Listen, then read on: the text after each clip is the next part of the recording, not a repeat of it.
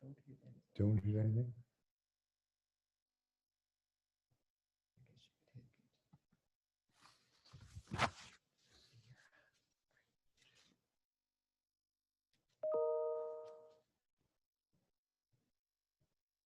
Be sure you look up at the camera, which is that green button, that green light.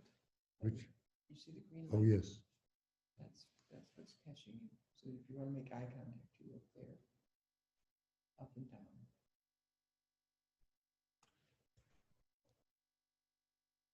Does it say how many people have joined? I don't know where. Here it Yeah. is. What are the numbers right now? Participants. Yes. Is your mute on? Or is your mic on or off right now?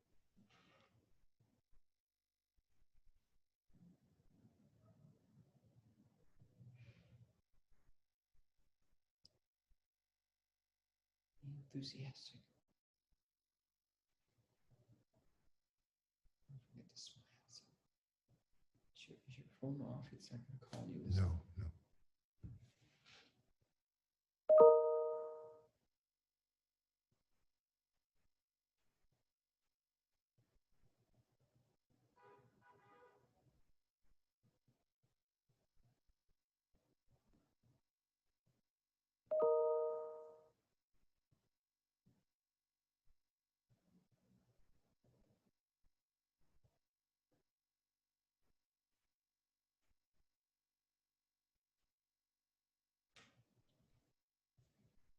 People are present.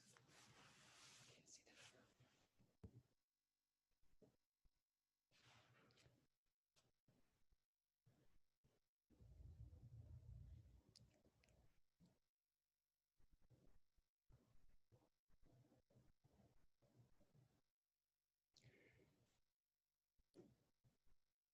Good afternoon. I am delighted to welcome you to the first of our lectures this academic year on COVID-19. The COVID-19 pandemic is an unprecedented event in our lifetime, and the extent to which it has permeated our everyday lives forces us to experience the everyday ethics of contagion. With 7 million cases and over 200,000 deaths in the United States as of now, the COVID-19 pandemic has been the worst pandemic since the 1918 flu. The pervasive and disruptive nature of this pandemic has forced us, both as individuals and as a country, to reconsider our social interactions and behaviors, the limits of our medical response and that of the healthcare system, and even our relationships with each other, as well as with our local and global communities. In many ways, the pandemic has been a real-world stress test of basic principles and practices of clinical and public health ethics, compelling all of us to re-examine how these ethical fields can and should inform policies that guide clinical practice and social behaviors. This lecture series will examine a broad range of important ethical topics that have far-reaching impact for the medical, social, and political aspects of the COVID-19 pandemic. The lecture series consists of 27 lectures on Wednesdays, beginning today, October 7, and concluding on Wednesday, May 12 of 2021, with about 3 weeks off around Christmas and New Year's time.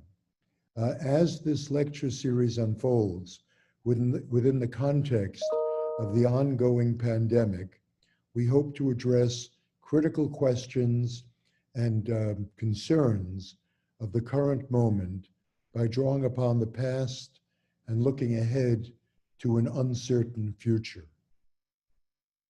Some of the issues that we'll focus on closely in these lectures include COVID-19's association with healthcare disparities, COVID-19's impact on ethically appropriate allocation and triage in the face of scarce resources, the focus on the challenges of developing a COVID-19 safe and effective vaccine, and even the work of the World Health Organization in dealing with COVID-19 as an international pandemic.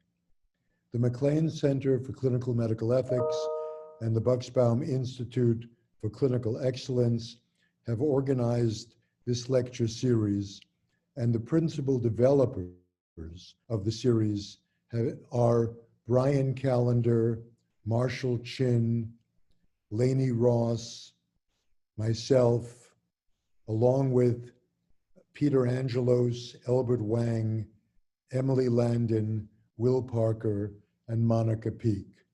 I'm now honored to introduce our speaker today, the opening speaker of the 27 lecture series, Dr. Emily Landon, who's been a major leader in addressing the management and ethics of the COVID-19 pandemic.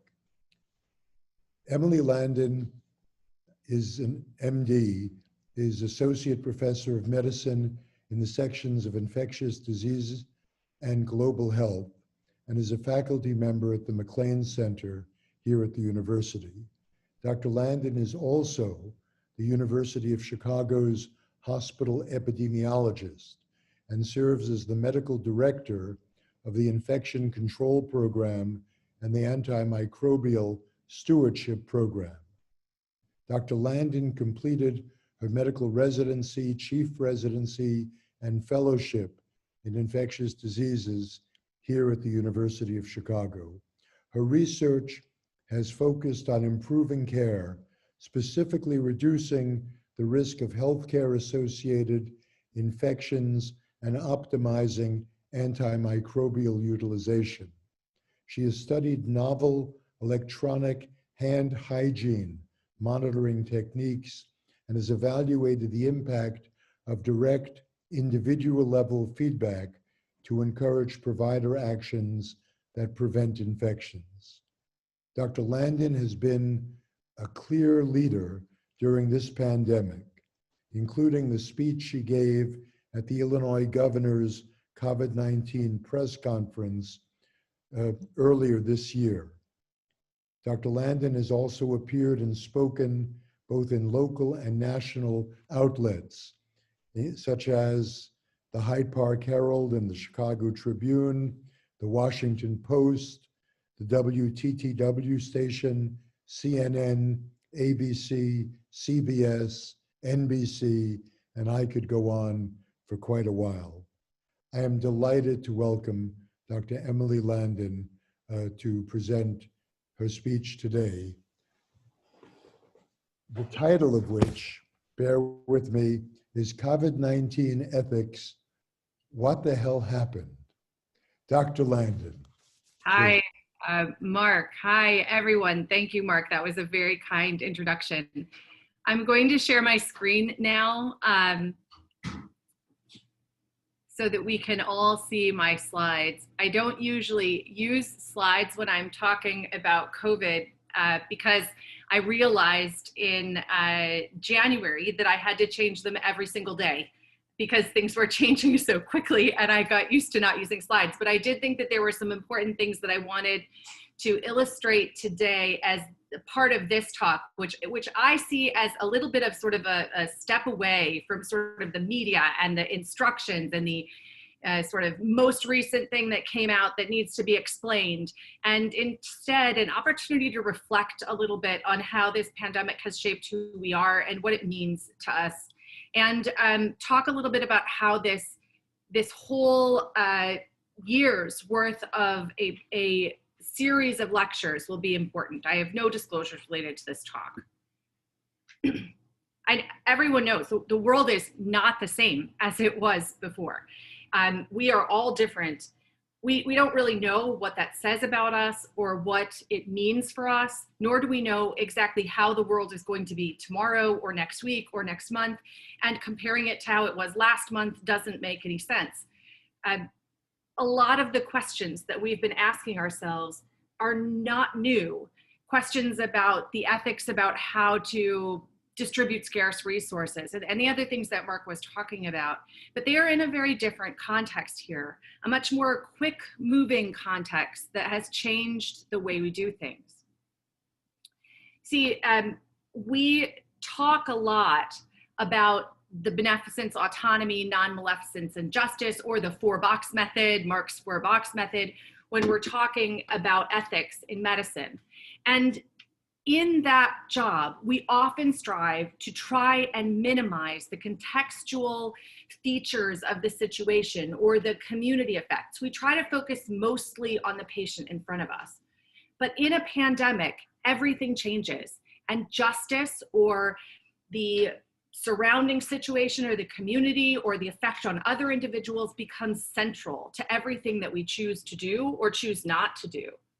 And in this world of self-preservation, personalized medicine, and individuality, it's quite a shock when we need to sacrifice and change everything from our leisure activities to our professional practice in order to reorient ourselves around the demands made by an invisible, transmissible illness. It's not an experience that I've ever had in my lifetime, and it's not one that many of us have had. But it's one that we're in, and one that we need to face together.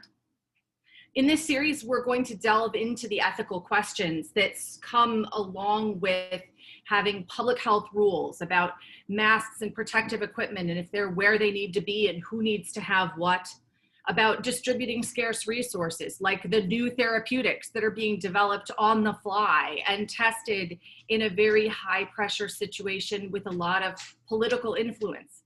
The disparities aspect of this pandemic is so huge. It can't possibly be contained in a lecture series, in a year's course, in anything. It is literally shows us what the foundation of our medical care system, all of the cracks show with this disease. The testing and contact tracing and the subsequent quarantines and isolations and whether or not we have to follow them or should follow them or must test or must allow people the decision about whether or not they should get a test. These are questions that we ask every day about things like cancer treatment, but they often don't have any impact on others around them, whereas with testing and contact tracing, with quarantine and isolation, they definitely do. This is very evident anytime you turn on the news today. There's a lot of issues around vaccine development and distribution, how we're going to, whether or not we should stop trials early, whether the cutoffs for trials are appropriate or whether they are not careful enough. There obviously are reasons to cut corners in vaccine development when you are in the middle of a pandemic, but how much do you cut? And then how do you distribute them fairly, appropriately, safely, and so that they work, optimizing their beneficence and their non-maleficence. There's also a strong issue with education in children, and I would go on to say economics and public health and whether or not it's fair or right that people who are often lower income and maybe more often Black or brown are more often in our essential professions or in essential jobs, putting themselves in harm's way for the rest of us. There are so many things to talk about, and many of them will be covered in this lecture series. But today, I think that our knowledge about the disease itself has grown as exponentially as the spread of the disease. And it is hard for the general public to adapt to such rapid growth of understanding in a complex scientific facts that then ultimately influence their daily behavior. Needless to say, the embrace of this life or death level threat that's surrounded by uncertainty has made some people's mental health crisis worse, has created new mental health crises in others, has left some people alone at home, and others just in denial. We're going to talk more about that later, but first, I think it's important, and what I want to accomplish today is to give you the basics of the fact. Some information about what has happened, about what we know, and some notes that will help you to understand where we go from here. And then I will leave plenty of time for questions because I know there will be many. I'm happy to answer them. Going back in time, I made this slide on January 23rd for our very first episode with, or our very first meeting with the Hicks team. And this was the basic information that I could put together. I've added a bit at the end. The coronavirus is a known virus. It's named for the crown that's seen on electron microscopy. And there was a cluster of cases of pneumonia in December in 2019 in Wuhan, in Hubei province in China. Many of you know that we have a partnership with Wuhan University Medical School, and that I've actually been to Wuhan many times and worked in these hospitals alongside some of these providers and are friends with many of them who cared for some of these patients.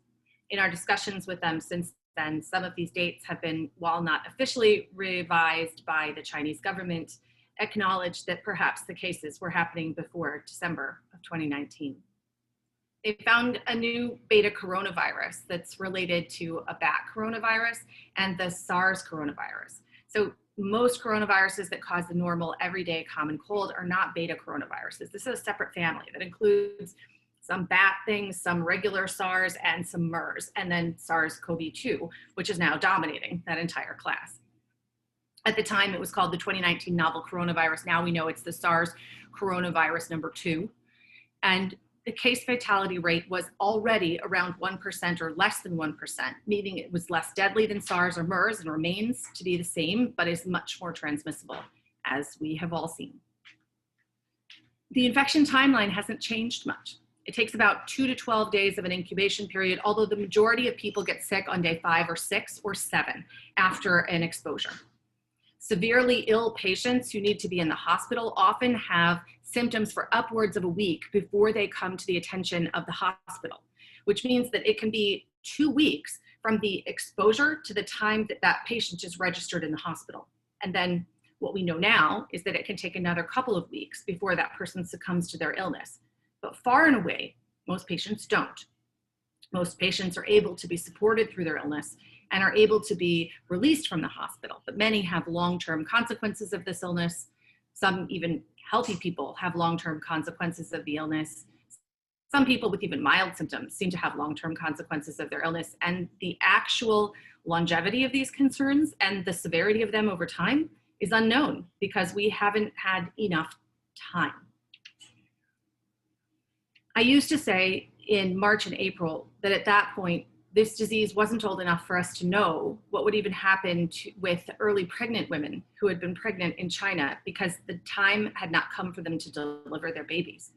We're now past that place, and we now know much more, that most people are actually not going to get very ill from coronavirus, including many pregnant women. But older individuals, those with cardiovascular disease, lung disease, or kidney disease, and men are at higher risk. It seems that those with vitamin D deficiencies or lower vitamin D often are also at greater risk, and there is more to be learned about others and why some people get sick and others stay relatively healthy. Fever and cough are often the common symptoms, but we now acknowledge that there are different sort of constellations of symptoms that some patients arrive with. Some have viral pneumonia and look exactly like they did when I made this slide, and then others arrive in the hospital with more of a GI symptom complex, and others just have a fever and achy muscles and achy joints. We know that the disease is now transmitted by droplets and sometimes aerosols, and we'll talk more about that because I know it makes a big difference. We also know now that pre-symptomatic and asymptomatic spread are common and that they dominate the problems that we see with this virus. On this slide are everything that you need to know that this is going to be a pandemic. The fact that the virus can evade being seen for 6 days before anyone gets sick, that it can spread before you even know that you're ill. The fact that those people can go on and be mild to moderately ill, spreading to their family with no more than a cold for 6 days before they ever show up in the hospital and are so sick that they are literally removed and isolated from the rest of the crowd or the community. That's what makes anything dangerous and difficult to manage. The symptoms of coronavirus have grown, and we know more about it than we did then. Like I said, some people just have cough and fever. Some people have chills, muscle pain, and fever. Some people have GI symptoms, which aren't even listed on this sheet. But this new loss of taste or smell is the most interesting one, and one that we're often seeing. Interestingly enough, the main reason why we have people come to work sick with COVID is that they think that it's probably their allergies, which means that congestion, which also isn't on this sheet, congestion, scratchy throat are really common early symptoms. Unlike influenza, which seems to sort of hit you like a truck, as they say, COVID comes on slowly without having very much or any, really, warning. Sort of insidious in its onset. And that asymptomatic and pre-symptomatic transmission is important. For every person we diagnose with COVID who has symptoms of COVID and who's tested positive, there's at least one other individual walking around with COVID who is contagious with COVID who thinks that they are completely fine. They may have such minor symptoms that they think it's just their allergies, or they may be not sick at all. Making control of the virus even more universal. So what's the difference between this airborne and this droplet precaution? Well, we use different signs for them in the hospital. And I think about this sort of thing, and my team, we think about this sort of thing all the time, but you probably don't. One means you wear a surgical mask and one means you wear an N95. The reality is that there is actually a continuum between the two, and many diseases can behave more airborne or more droplet at different times. In fact, influenza is a good example. It often aerosolizes itself when patients undergo aerosol generating procedures. And while you may not know this, there certainly are times when you're caring for influenza patients that you should be wearing an N95, but you may not have read the fine print on the signs. Right now, we know a lot more about COVID, and it is really a much bigger problem with COVID than it is with influenza. In certain circumstances where there's more heavy breathing, where there's singing, especially the vibration makes the droplets smaller, which allows them to hang on in the air, travel longer, and stay aloft and in the room lingering longer. Those two things are what we see when we see more aerosol transmission. This is distinct from full-on airborne transmission like measles, where it can stay in a room for hours after you walk out of it. It's not really very common with COVID. We're not seeing that very often. But obviously, if the concentration of respiratory droplets, even the tiny ones, are high enough in a room, it could linger after someone leaves. And so you can see how the continuum means that we sometimes use certain masks and other times use others. The vast majority of infections are spread by droplets to close contacts. That is the far and away truth. You need to have a perfect storm of things come together in order to create a situation where there is more of an aerosolized transmission. Even high flow nasal cannula and nebulizer treatments often don't do that. We need to have a crowded room. That means higher humidity and maybe warmer. And not very much ventilation, which none of the rooms in our hospital have. We all have very high ventilation rates in our hospital. And then we need to have someone who is making lots and lots of droplets that are infected without having a mask on. We ask people to wear N95s when they get close to that situation, but at home, the best way to stop these things from happening is by wearing a mask, because source control holds in 95% of the droplets, making it much less likely that there'll ever be enough to create that kind of super spreader event. What about surfaces? I'm asked this a lot. Viral particles from COVID can sustain life on some surfaces for up to 72 hours. But it turns out that in real life, we're not seeing very many people get infected from that. In other words, you have to get more, even if you touch a surface that's contaminated, there's not enough of it there, or not enough of it transferring to your hands, or not enough of it getting off your hands into your mouth in order to make you infected. It seems like you probably need to get these droplets more into your mucous membranes earlier. So I think we need to keep surfaces clean and wash our hands, of course, but this is not the main way that COVID is transmitted. And we shouldn't be too overly concerned and focus too much of our efforts on preventing transmission by cleaning things instead of doing what's really necessary, which is putting masks on everyone and improving our ventilation. I'd like to talk for a moment about the current epidemiology, now that we've covered some of the transmission. In the United States, we have not done well. We have failed to address things on a national level. The state of Illinois is doing much better, and I'll show you that in a moment, but this is the graph from the New York Times of the sort of new cases. And you can see that we never get back anywhere near where we were in the beginning of March, when we honestly didn't have any cases because we weren't testing. Now that we're testing more frequently, we're identifying more cases, which is common, happens in every pandemic and epidemic. But you can see that the baseline is ever increasing, and that means there's more and more transmission, with increasing transmission happening over as we're moving into a time when these super spreader-like events, where we have the trifecta of unmasked individuals crowded into a space with poor ventilation, is going to happen much more frequently. This is another look at the map version where the cases are right now in the United States. I pulled this actually at about 11 o'clock this morning, so I think it is pretty accurate for right now, from the New York Times website.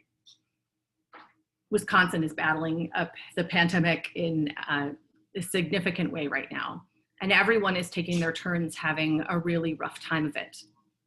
How does this happen? Why is it that it doesn't go everywhere all the time? Why is it that things have been so spotty? Why does one city get sick while another city doesn't?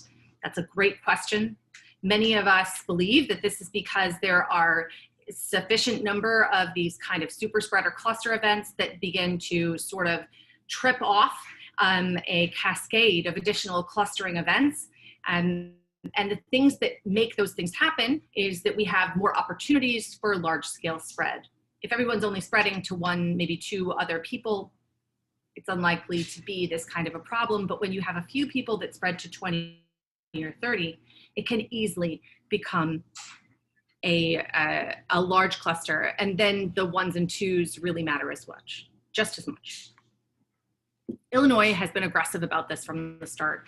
And I have to say, as much as I have been critical of our federal government's response in terms of getting the appropriate PPE to the right places, of working hard to distribute the therapeutics correctly, to develop new therapeutics, I think that, and to get testing into the places where we need to see more testing, we certainly are doing better in Illinois than many other places.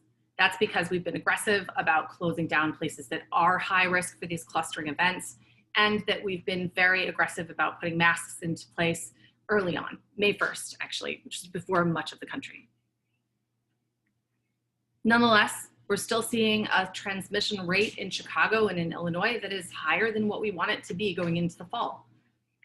The daily tests on a 7-day average, the daily cases on a 7-day average are still in the 300s in Chicago, which is more than what we want. I'd like to see those in the 100s in Chicago or lower.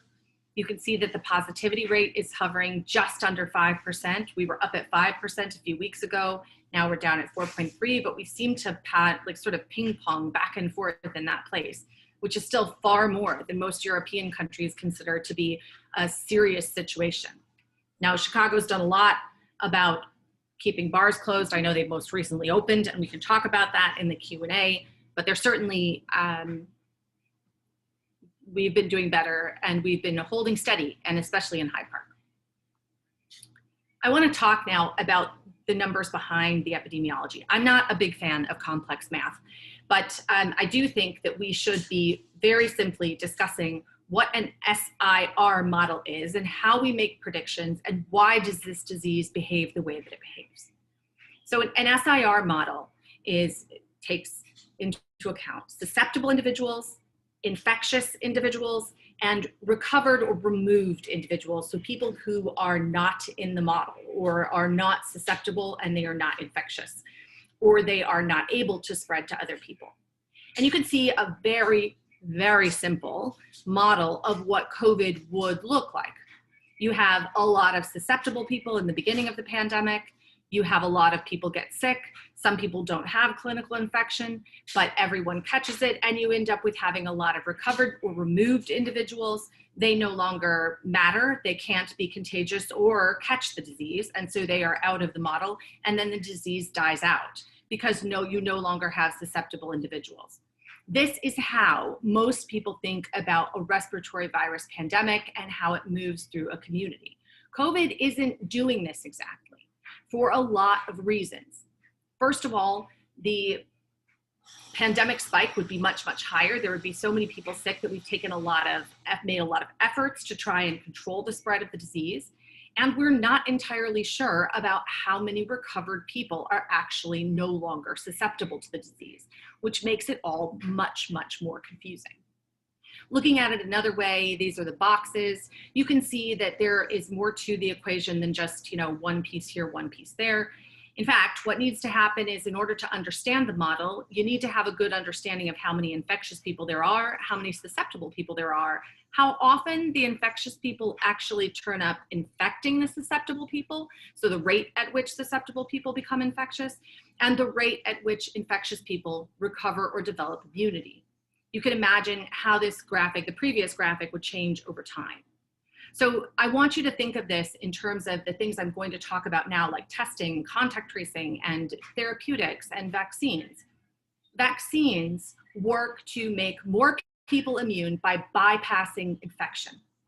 They are a fast track to the ending state on the previous graph. There's also the possibility, you hear people talk about herd immunity.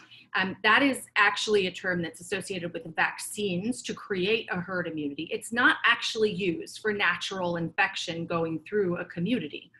And I don't recommend that, because in order to get there, we probably need a lot of people to die or become very, very sick. And that would create a lot of different problems than what we have right now. Well, the same problems we're having right now, but even bigger. So I think we have to take the idea of removing people from the model by just getting them through the model, by getting them sicker faster, off the table. And I think until we have a vaccine, it's important to remember, even when we do, that a vaccine may not be 100% effective. And so some of the people who receive the vaccine will not actually be sort of shot put through the model over into immune. Some people will not be immune, and you will not know which individuals are not immune. We also don't know how long the vaccines will last and how long immunity lasts. And so there's a lot of confusion about that aspect of the model. Testing is another way. I mentioned earlier that removing people from the model doesn't happen only by them being immune. You can also physically remove them from the model by putting them into isolation or quarantine. And just a note, sick people go into isolation, and exposed people who are still well are in quarantine. This is a terminology thing that is one of my pet peeves. Anyway, if you find people who are sick and you remove them from the model by taking them out, then they can't have contact with the susceptible individuals, meaning that you have essentially removed them from the model to reduce the likelihood that there are contacts, or reducing the rate at which susceptible people become infectious. So contact tracing and isolation is one way of getting people out of this model. Once they become infectious, reducing the number of people in the green box is one important way of reducing the spread of infection. Another way that we can do that is by quarantining, which is technically taking susceptible people that are very high risk of becoming infectious in the very near future and removing them from the model as well. That's quarantining. It says, I think these people are the highest risk of becoming infectious. I'm going to take them out of the model before they ever are.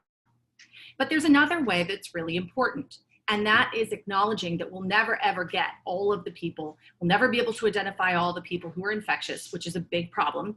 We can't test our way out of that. You never know exactly who's infectious. And you can't know exactly who is susceptible. And so reducing the likelihood that an infectious person will infect a susceptible person is another very good way of reducing the stress of this model on humanity. That means masks, distance, hand hygiene, staying home when you're sick, that sort of thing. So now you understand why everyone harps on these things and why they make things look better or not better based on whether or not they're done. But it's really important to remember that each of these things is imperfect in and of itself. Not everyone who gets sick will be immune. Not everyone who gets a vaccine will be immune. Not everyone who is infectious will be identified and taken out of the model. Not everyone who's high risk for becoming an infected person is going to be quarantined. Not every time that a mask is worn will it be successful. Not every ventilation system is going to be perfect. Not your hands can't be perfectly clean all of the time. I know it's odd that I'm acknowledging that, but it's true. Your hands cannot be perfectly clean all of the time. And there are so many more. You may not know that you're sick to stay home. And so just staying home when you're sick doesn't actually work if people are asymptomatic. And so there are always going to be holes in every single step that we might put into place. But just like other safety interventions, if we layer them up and we do all of them at the same time, we have the best chance of preventing any harm from happening in the model. In other words, trying to keep the number of people who die, so a proportion of those infected individuals will die, and we want to keep that number low. We also want to keep the number that are in the hospital low, because that would be too much of a strain on our healthcare system. And so it is essential that we wear masks even though they're not perfect. It is essential that we wash our hands even though our hands may not be clean all of the time. It is essential that we stay home when we are sick, even if we may end up coming to work with asymptomatic COVID.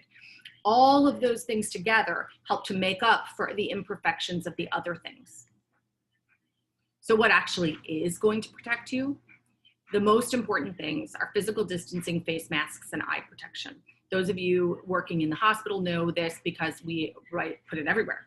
And there is good data. This is a meta-analysis from the Lancet, which is a landmark study now for COVID, that shows that without an intervention, without using physical distancing, and they're only looking at 3 meters, not 6, so that's, or 1 meter, not 2 meters, that's 3 feet, not 6 feet.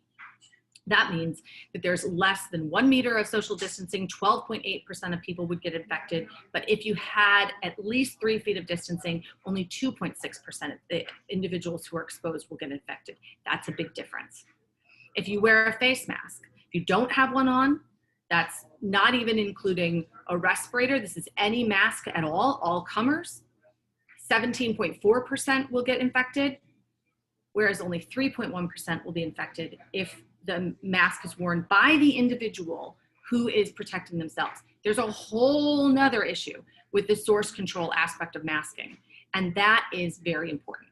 Independent of this study, there have been a number of other studies that have shown that even a 2-ply cotton mask that isn't super filtering can contain 95% of the particles of even a very contagious individual, including the aerosolized particles. And that means that everyone else is getting much less of an exposure. And that's really the main reason why people need to wear masks all the time. It is for source control, more so than it is for protection. When you're caring for patients, it's for protection. When you are wearing it out and about, it's for source control. Eye protection is also really important. Without eye protection, 16% of people do get infected, but only 5% get infected when there is eye protection, which leads me to believe, and this is independent from the masking, eye protection is very important. When there is no source control, distance, face mask, and eye protection is the way to go. And that leads me to say, whenever you're around someone who does not have a mask on, we need distance, masks, and eye protection. As healthcare workers, instead of distance, we cover you up with a gown and gloves, and we ask you to wash your hands. And we put a face mask and eye protection on. In real life, you can't you could try and treat the train like in a contaminated environment and put on a sort of suit while you're on the train and then dispose of it when you get off. But in reality, physical distancing is a little bit easier to practice. I want to make some notes about testing. So we have 3 different kinds of tests that are being used, and they're kind of big categories. This is going to be important background understanding for you as you go forward in your daily lives and in this lecture series. PCR tests are the current gold standard, but they come in many different flavors. Nasal swabs are definitely the best. NP aspirates and mid-turbinate nasal swabs are very good. Oral swabs, not nearly as good. Saliva tests, the best we've seen is about 80% sensitive. So we need to consider that. That's why we don't offer saliva tests for you when you're sick, or why we don't offer it for our patients. We need something better when someone is sick. These take a little bit longer than rapid tests, but as many of you know, some of the platforms turn around very quickly, including our cpEIJ test, which can turn around in a couple of hours. Then we have the so-called rapid tests, which may take longer than the cpEIJ test does, which is a PCR test. But just for argument's sake, let's put these rapid tests together. These rapid tests often detect antigen. They may be partnered with something that's sort of PCR-like. They may use different wavelengths of light to try and identify particles that are associated with coronavirus. It's complicated. The point being that these are quick, often point of care tests. They are usually, in this situation, less sensitive, which is not what you would think of. So in many cases, we do rapid tests and they're more sensitive, and then we have to confirm only the positives because we want to over select. For example, mammograms, they're a screening test. We want to catch anything that's abnormal in a breast and then go on to have a more detailed examination using one of any number of more specific tests. However, when it comes to COVID, the best we can do right now are these less sensitive rapid tests. And that makes them not great at identifying who has COVID. Many of them are 60 to 70, maybe 80% effective at identifying who has COVID. These are the tests that were used in the White House in order to identify individuals as being COVID positive or negative before they met with the president or had came to work that day. I think you're beginning to see how every single day in the White House was a big gamble. These tests are less sensitive, and if you wanted to actually have a confirmatory test, you'd want to confirm all the negatives, which is not really very reasonable. These tests are actually useful in sort of detecting clusters. If you test a lot of people and there's been a large-scale cluster or super spreader event, you'll usually pick up some of the individuals. Then you can figure out from them where they might have picked up COVID, and then you can go back and test all of the people that had that exposure using a PCR test. Unfortunately, that process often takes so long that it results in a lot of other people being infected. And so there are definitely pros and cons of each of these strategies. And when you start to look at different university testing platforms and university testing priorities, I have thought about this a lot. You can see that there's no one standard way of doing things. There's no easy way to screen whole populations on a regular basis. Serology is useful for late complications like COVID toes or the MISC in children. Many of them won't still have a positive COVID test, or it's unreliable to expect them to have a positive PCR test. But they do have these positive serologies in that time frame. Now, what we are seeing is that antibodies do deteriorate over time, or the antibody titers go down. It's not clear whether or not that has anything to do with immunity, and I'll get to that when I give you a little bit more information about immunity in general. I've misspelled immunity, I apologize. Therapeutics. There are 4 main therapeutics for COVID right now. Remdesivir you've heard of. It's a small molecule similar to other antiretroviral drugs. This is just one that helps bind to it and keeps it from replicating inside of cells. It was originally proposed as a drug for Ebola. It was then repurposed as a drug for COVID. It's not awesome, but it's okay. It helps reduce the length of stay. It's not pulling people back from the brink of death with a single dose, but it is certainly helping. And it's now pretty widely available. I'm sure that there will be shortages if there are issues, if we do see the peaks that we expect to see over the winter. Dexamethasone, widely available, easily used for many other things. A note is that in SARS and MERS, steroids are thought to actually decrease or sort of increase the likelihood that a person will continue to carry the virus. It's not thought to, they've been proven to increase the time to clearing viral clearance. They may make the course longer, but they may actually help people feel a little bit better in the beginning. There is some evidence of at least it improving mortality in these patients with COVID, and so it is used widely in people who are hypoxic, but because it does have this potential, it's never great to give steroids to people with infections, and so no one wants to give it to people who are getting over COVID on their own, period. Then we have convalescent plasma, which is sort of a blanket attempt at passive immunization, right? We're taking antibodies from individuals who've had COVID, but it's all their antibodies. It's nothing specific. It's just the whole IVIG from the person that got over COVID. And we're just giving it to people that have COVID, hoping that there are some antibodies in there that will neutralize the virus and help tide the patient over till they can make their own immune response. That's been iffy. Sometimes it seems to help, sometimes it doesn't. These poly and monoclonal antibody cocktails, which are all still in phase 3 clinical trials, are not even available as an emergency use authorization, but are available for compassionate use. Apparently didn't know that until last week, but apparently they are because our president got some on compassionate use.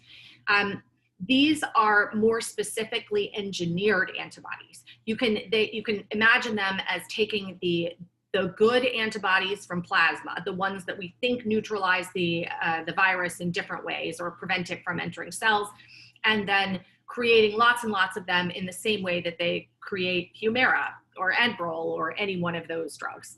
They're all slightly different, and there are some that have multiple antibodies in them, some have only one monoclonal antibody, but the concept is the same. They are passive antibody, passive immunization. And they seem to last, their pharmacokinetics last about a month, which should be enough time for the person to develop their own immune response. We have trials of them here, and from what my colleagues say, they're doing very well. So that leads me to talk a bit about immunity and reinfection. So reinfection happens. We know it does. It's been proven, but it was really hard to prove. The way to prove that reinfections happen is you have to have a sequenced virus from the original infection, and then a new clinical syndrome, a positive test, and a sequenced virus from that infection. In that case, we can see that someone has a different coronavirus or COVID. We've only had a few reported cases that are confirmed, but there are others that have been suspected in other patients. And those are all over the map, anywhere from 45 days to 150 days, 200 days after the original infection, maybe longer. We also know that patients who have COVID have a long tail or remote positive test after infection, but that we can't isolate transmissible virus after about 8 days of the patient being sick. And so we aren't sure what this represents, probably just dead bits of RNA from the virus. But how important are they to whether or not the patient is going to get sick again, whether or not they keep making an immune response? It's not clear what we can do with those. There's a lot more to know about that particular situation. We know some antibodies are short-lived. In fact, what we consider to be the best neutralizing antibodies go away very quickly in individuals that had very, very mild infection. But there are also some studies that suggest that there's longer-term T-cell related immunity in those individuals, and maybe even in some individuals who've had other coronaviruses in the past that may make them less susceptible. We are still learning a lot about this, and many of the things that we tell people to do regarding reinfection and long-tail positives is extrapolated from data that's very minimal. And so clinical suspicion is still really important in that aspect of things, but there'll be a lot more to learn. And this is, as we get further and further away from people's infections, this is going to become more and more important. I'd like to make a note on vaccines, which I think will feature prominently in the lectures this year.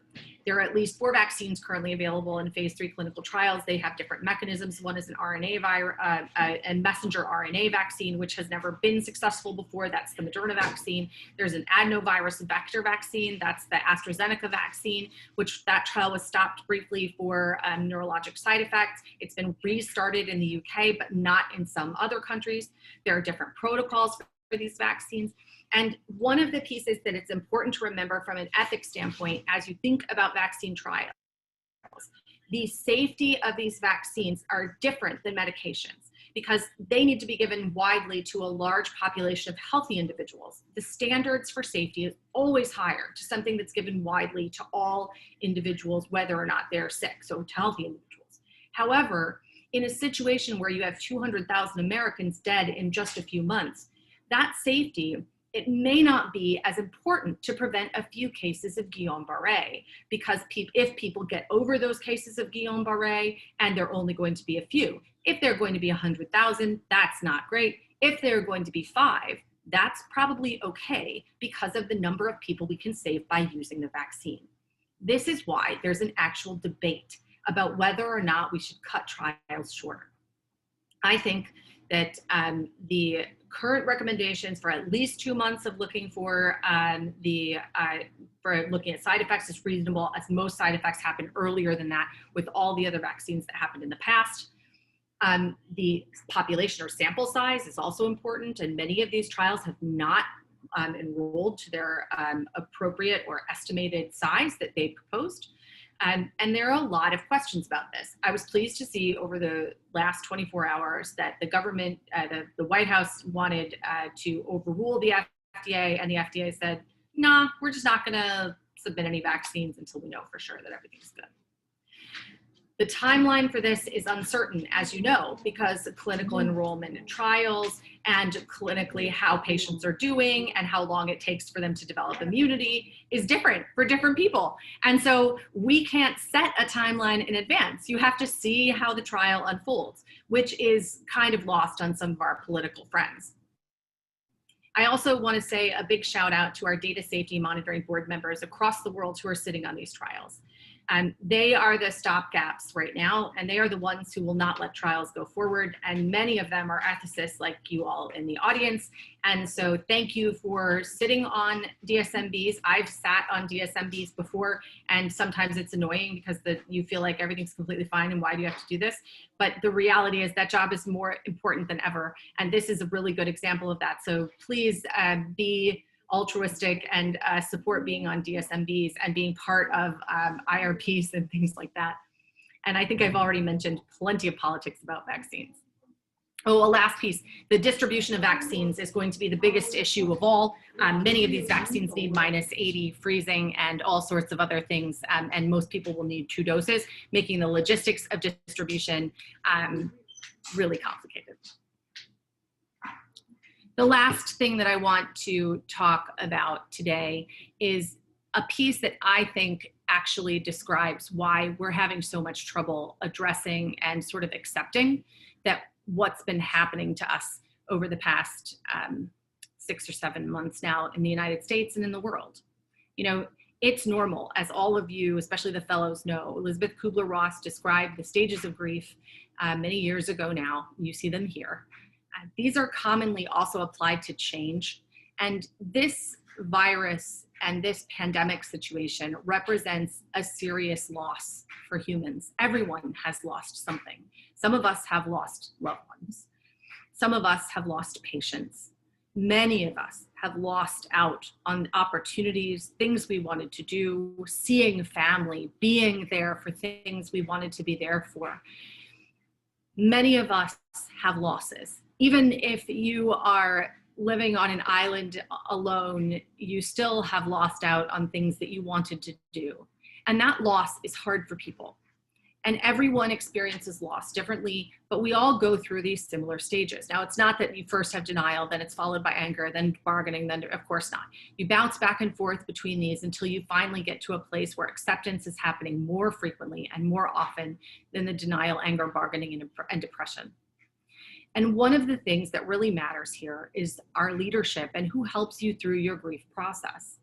If you are in a grief process and someone you love has died and everyone around you tells you that you should just stay angry because it's not fair and the only thing you have to, if you just keep staying angry, you'll be better. You're probably likely to stay angry for a very long time, and it will be harder for you to get to acceptance. It's important to experience the anger, the denial, the bargaining, and the depression, but it's just as important to recognize them for what they are and acknowledge that we need to get to acceptance. We've been missing that in our national discourse. There is not a clear message that it's normal to feel like you don't want to pay attention to coronavirus anymore. I am sick to death of COVID. I don't want to hear about it ever again. I have so tired of listening to contact tracing on TV. I am so tired of all of it. But the reality is that I can't just pretend it's not there. And I'm angry about a lot of things that have happened, but that doesn't mean that I need to be angry forever. But if we tell people regularly, if leaders tell people that trust them and rely on them regularly, that denial and anger are the place to be, that bargaining about when we need to wear a mask, when we have to wear a mask, if we tell people that those are the only options, that that's the right answer to this catastrophe, they're likely to stay there for as long as they can. But if we help them see a way to get from their denial, their anger, their bargaining, and get them through the depression that is definitely part of all of this, we're more likely to get people to a place of acceptance where we can begin to incorporate the things that we need to do to live with COVID. Fighting against COVID, we will not win. But we can live with it if we continue to work together. There are lots of ethical questions along the way. Many of them stem from the facts and information that I've given you today. But I'm hoping that you can see a little bit more about how we got to where we are and about, well, you can do at least as good a job as anybody in terms of crystal balling what's going to happen in the future. Bottom line is, we have a lot of knowledge now, but it's hard to accept that. It's hard to accept that everything has changed, but that's something that we need to do together. And I hope that through this lecture series that you all will become more familiar with how these things work in pandemics and how infectious diseases and ethics come together in a way that is super interesting to me, or I wouldn't be here today. So that is all I wanted to say today, except I do want to take a moment. I have talked to a ton of media and I have spoken out on COVID. I spend the majority of my day now giving talks about and talking about COVID. And I never have had the chance to say thank yous. So I do want to say thank you to all the people that have helped me and that have helped us as a hospital get through and get to where we are today. There are so many people that have been, everybody's been working on this and it's affected every single one of us. But there certainly are a lot of us who are still living literally COVID from dawn to past dusk every single day and have been since January. And I really appreciate all the support that it's given me to have all these people on my team. And I'm sure I've forgotten a lot of people, but I wanted to say thank you because without them, I could never do anything that I've done. We would never be where we are as an institution. And these are the people that have really done a lot of work. Are there any questions? And I'll take away the slides now. I'll unshare my screen. Great. So Emily, this is Lainey Ross. I'm helping Mark with following up on the chat line. So first, we want to say thank you to you for all you've done for all of us, as well as for opening this session with a fabulous talk. Okay. The first question comes from one of our attendees who said, you mentioned that many pregnant women will not get very sick from COVID. What's the impact of COVID on pregnant women when compared to the general population? And are they considered a high-risk group?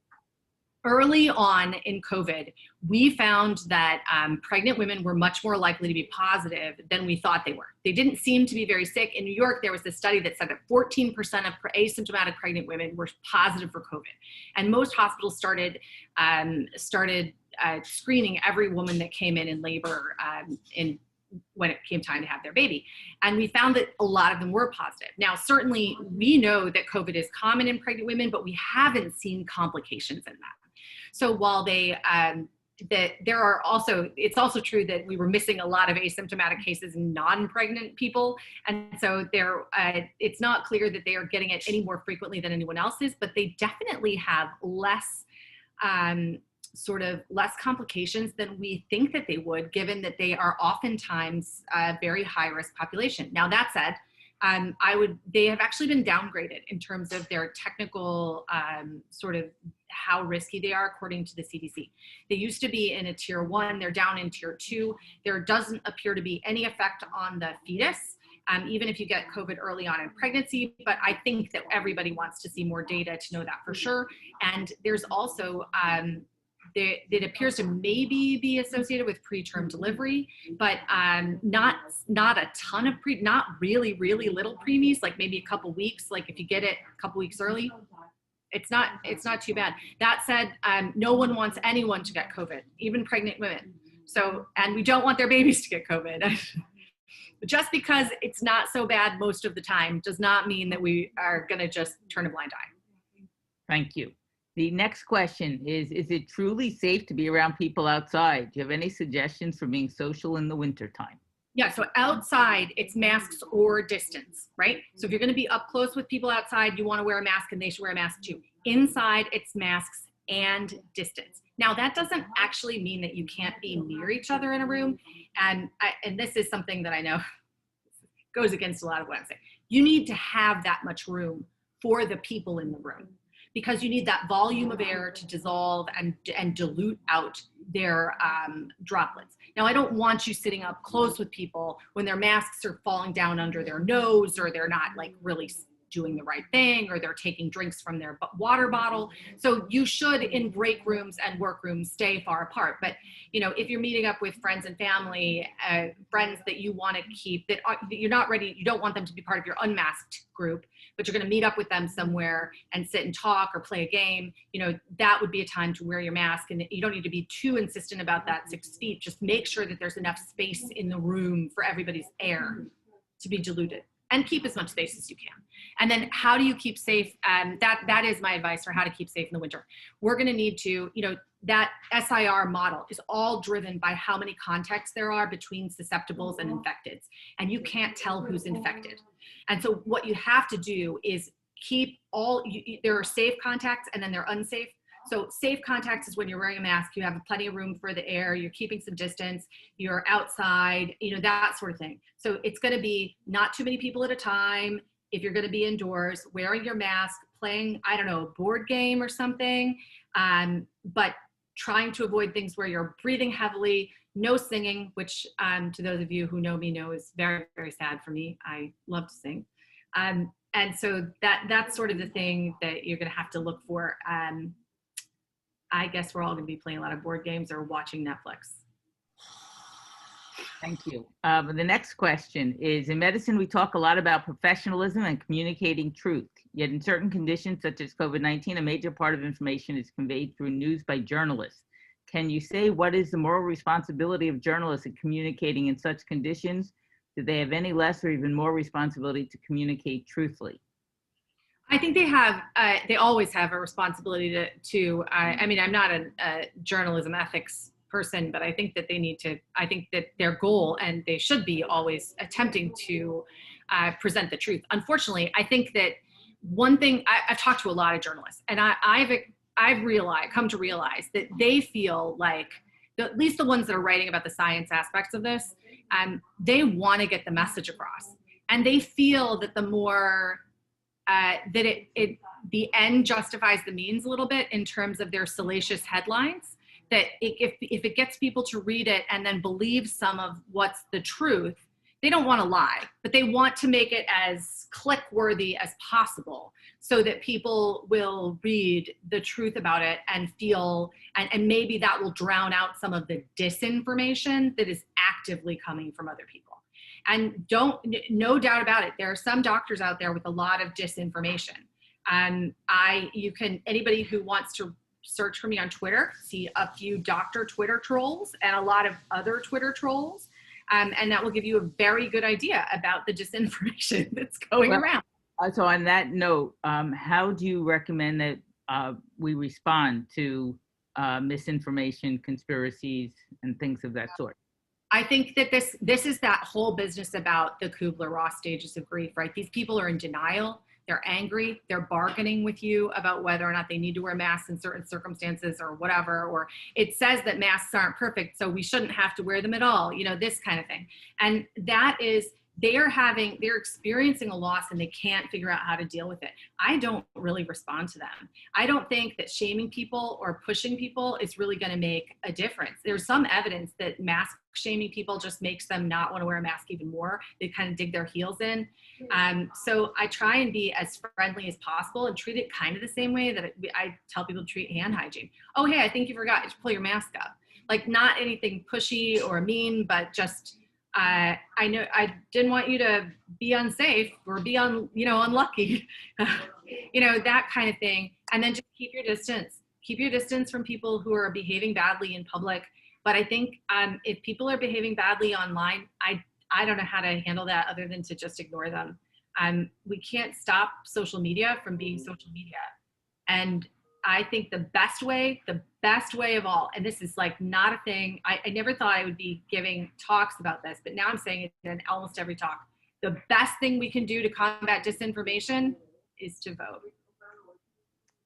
Thank you. There's an economics question, and basically, like, how did we pick opening bars before we picked opening schools? Because no one was thinking. Because there's a lot of lobbyists for bars and restaurants and restaurant associations, and because it was summertime. And that is true. We had to choose. We needed to make a societal decision about what was the best thing to open. And the problem is that there isn't a clear guidance from the, all of that disinformation about it's perfectly safe to open schools with whatever is going on, no matter what. Everybody knows that's not true. There are certainly things that have to happen in schools. We've got to mask kids. We need to do something about ventilation, or at least thin out the classrooms. You can't put that many kids crowd them into a classroom. We know that kids are getting COVID. They may not be dying of COVID, but they're going home to grandparents and they're seeing other individuals. And so we've got to, and there are teachers in those classrooms. So there needs to be safety parameters around school. But instead of putting out safety parameters around school, they just said open school no matter what. And that resulted in a situation where nobody knew what to do. And I think bars are something where people are old enough to make a decision for their own safety and their own lives. And so people said, okay, fine. If people want to go to bars, that's their own problem. And they didn't really think about, there was no effort to consider the downstream effects of choosing one thing over another. And there was no acknowledgement that our contacts are a zero-sum game. We can only have so many contacts with other people without having COVID spread so much. And if you are going to put kids in school, they're going to have contacts with other kids and with teachers. And if you're going to have that happen, you need to have a lower rate in your community. And the only way to get there is for everybody else not to have as many contacts. And so you cannot do both. It is definitely a zero-sum game when it comes to contact. And that's the hardest thing for people to understand. They just see the gathering limits and they're like, oh, 10 people on Monday morning, 10 people on Monday night, 10 people on Tuesday night, and different people every time. And now all of a sudden you've got 30 contacts, as opposed to you could have just worn masks or done something appropriate, played lawn games instead of had drinks outside, and you would have been good. Although my whole lawn games promotional activity has not been taking off. I've been working on it since May. I have a question about healthcare disparities, since we know that COVID has disproportionately affected those of low income and minority folks. And the question is, how do you hope medicine and science will start addressing this fact when training physicians and allied health professionals in undergraduate years? I think it starts way before that. I think it's everything. Our whole society has, I think what we've learned from the Black Lives Matter campaign, the COVID epidemic with disparities, and I've been doing a lot of reading about this, which obviously doesn't make me an expert, but still, I have a much richer understanding than I did before, that we've been really messing this up as a country for a long time. And that has led to so many tangled mess. I think of it as like the string that my child plays with, it just gets in a complete mess.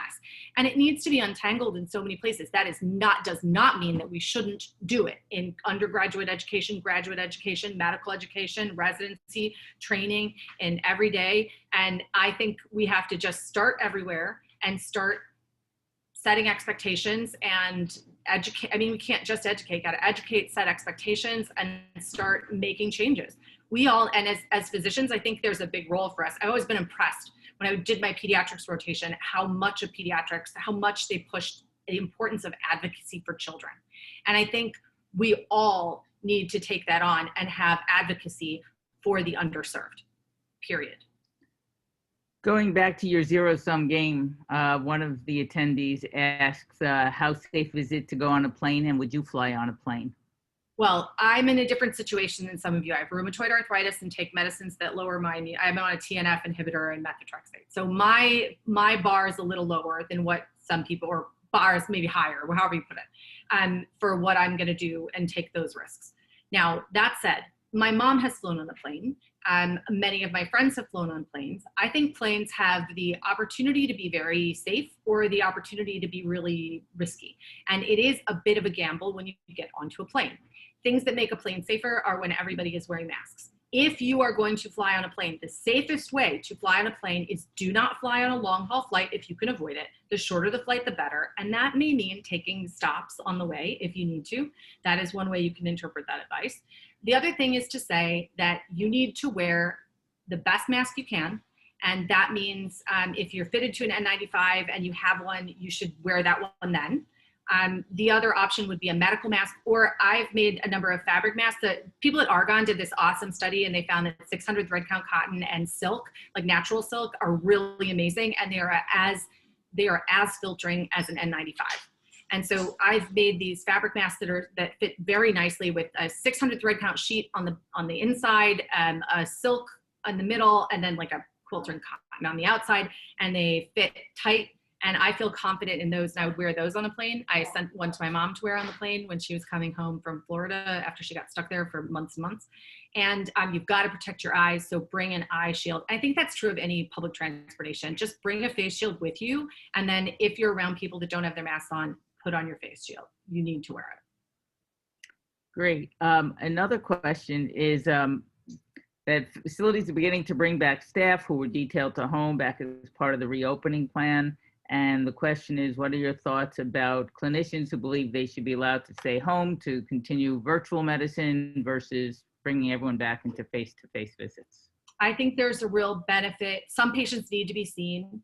I think that some patients need to have a person-to-person visit. Some things need to be done that way. Some things don't. I think this is very individualized. I think everybody has to think very, unfortunately, I don't think most hospitals and medical centers or most, anythings are set up to be very granular about what really is essential in person and what's not essential in person. But as much as we can try and be personalized about that and individualized about who needs to be in person and who doesn't need to be in person, that's probably the best thing to do. I think it's safe to come to a hospital. It's safe to work in a hospital. Although I will tell you this, healthcare workers are not getting COVID from patients. They are getting COVID from each other. They're getting COVID in workrooms, in break rooms. They are seeing their colleagues as their quarantine family, and they are not distancing. They are not being careful when they're eating. They are having their coffee at their workstation, and their workstation maybe 6 feet apart in the stuffiest break room ever. And they're taking their mask off and sitting there, drinking their coffee, typing on the computer, happy as a clam that they're 6 feet from the person on the other side of the room who also has their mask off, typing and drinking. And so I think it's probably generally safe for most people to be in the workplace as long as the work spaces are not overcrowded. But if the workspace is overcrowded, it's dangerous. So I want to ask one more question because I think we're going till 1:15. The last question I wanted was from Mark Lambert. Especially since you opened with Beecham and Childress 4 principles, it seems that COVID has exposed the problem with the artificial boundaries between clinical ethics and public health ethics. Do you think that's true? And can you speculate on how COVID will reshape these disciplinary boundaries? Yes, this is, okay, so I did my ethics fellowship because I kept going to talk to Mark when I began being the hospital epidemiologist, because I couldn't figure out how to apply medical ethics to things where everybody else is applying only public health ethics, and I didn't know how to balance them. No one knows how to balance them. You're right. That's what we're figuring out every day in infection control. This is what I talk about with the fellows when I give my talks with them. I talk about this all the time. They are completely different. But it's possible. You just have to think about balancing the risks and benefits differently and bringing in third parties when you need a third party to make a decision. If you are a stakeholder in the outcome, you probably need somebody else to be helping you to make that decision. In other words, as a provider, if you are going to be at risk by caring for the patient, or you perceive yourself as being at risk, even if you're not, then you have a stake in the outcome, and you probably need advice from somebody else about how to handle the situation.